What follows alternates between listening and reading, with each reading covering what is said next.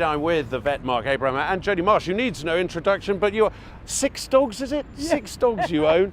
Why, 6 dogs. Why in this trade? What is your reaction to it? Is it a sort of visceral cruelty thing? You just see it as cruel? Yeah, it definitely cruel in so many ways. I mean, not only the dogs very sick and unhealthy and mistreated, kept in tiny boxes and used literally just for breeding over and over and over again. But even, it's cruel on the owner, because when you go to buy a puppy from a puppy farm, you'll end up spending thousands on vets bills because the dog's so sick. Many people are going to agree it's cruel, or they don't like the idea of it. It is regulated by a 1973 Act. It's inspected by local authorities. Many of these people say, I'm not breaking the law, I'm doing something that's okay. Yeah, absolutely, and that's why we need the government to answer for themselves, because why is this legal? Why is this legal? Why is this allowed to happen? It is, Marc will tell you, it is absolute, just You just asked the question for me, and I'm going to get him to answer. Why is it legal? Clearly there is a law there that regulates this. What are you calling for it to be banned? What is it you want? What we're saying, Giles, is that basically the government to follow its own advice. The government quite clearly says on the DEFRA website, prospective dog owners should always see the puppy with its mum. So why is the same government licensing establishments or individuals to sell the puppy without the mum? It's absolute hypocrisy from the top.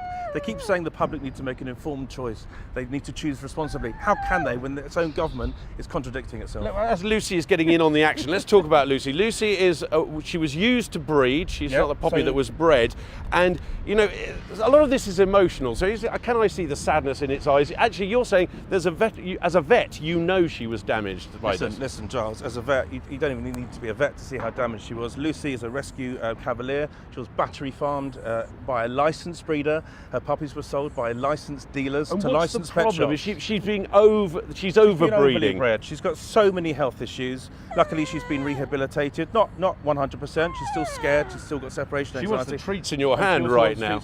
But the whole industry, the puppy farm industry, relies on the third-party trade and a lack of transparency. Very, very quickly, you want the government to act. Do you think this has actually even been on its radar? Is it one of those things that it says, oh yes, well, we didn't really know about this, or are they listening? In 2014, we had a debate in the House. We had a 3-hour debate in the main chamber for the banning of the sale of puppies without their mums, okay? Eliminate third-party sales. It was a unanimous backbench victory. Rob Flello championed it. However, the government front bench said, actually, no, let's keep things as they are. It's fine. They're not fine. We need to change things immediately. We need to ban third-party sales of puppies so people can either buy directly from the breeder or preferably go to a rescue centre. And Jodie, you were out there with people. Are you getting a big response from people about this? Yeah, everybody feels the same. I think, look, the bottom line is this. If we all suddenly started eating dog meat in this country, there'd be uproar. Everyone would go crazy, yeah? They'd be like, you can't do that. Well, what's happening with these dogs in puppy farms is probably worse, because actually they're being kept alive to have a horrible life. So people need to act. Everybody in this country claims to be a dog lover. If you're a dog lover, you need to actually get behind this, sign petitions, talk to your local MP.